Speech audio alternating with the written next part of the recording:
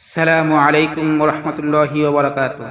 প্রিয় দর্শক, জুমআর দিন তথা শুক্রবার দিন এমন দুটি সময় রয়েছে যে দুটি সময়ে বান্দা আল্লাহ পাকের কাছে যে দোয়া করবে আল্লাহ পাক রব্বুল আলামিন তার সেই দোয়াকে কবুল করবেন ইনশাআল্লাহ। সময় দুটি হলো, এক নম্বর, জুমআর দিন ইমাম সাহেব যখন খুতবা দেওয়ার জন্য মেম্বারে বসেন সেই সময় থেকে নিয়ে নামাজ শেষ হওয়া পর্যন্ত এই মধ্যবর্তী সময়ে যে সময়টা রয়েছে এই সময়ে বান্দা আল্লাহ পাকের কাছে জায়েজ এবং হালাল যেই দোয়া করবে আল্লাহ পাক রব্বুল আলামিন তার সেই দোয়াকেই কবুল করবেন, সুবহানাল্লাহ।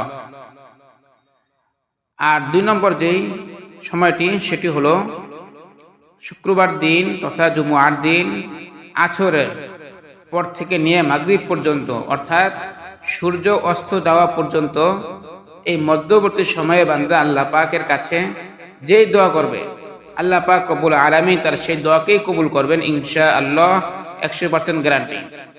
যেহেতু বুজুর্গরা দিন বলেছেন সেই হিসাবে এটাকে অবশ্যই বিশ্বাস করতে হবে।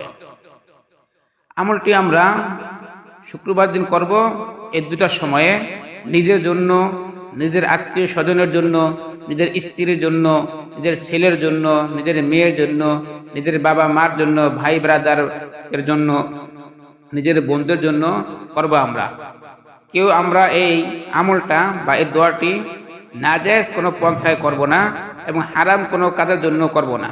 যদি আমরা জায়েজ তরিকায় জায়েজ পন্থায় দোয়া করি তাহলে আল্লাহ পাক রব্বুল আলামিন অবশ্যই তিনি আমাদের দোয়াকে কবুল করবেন এবং আমাদের মনের নেক বাসনাগুলোকে পূরণ করবেন, আমাদের আর্থিক অসচ্ছলতা দূর করে আর্থিক সচ্ছলতা দান করবেন এবং রোগ ব্যাধি বালা মুসিবত থেকে আমাদেরকে তিনি হেফাজত করবেন ইনশাআল্লাহ। জন্য আমরা সবাই দোয়াটি এই দুইটা সময় বেশি বেশি দোয়া করব।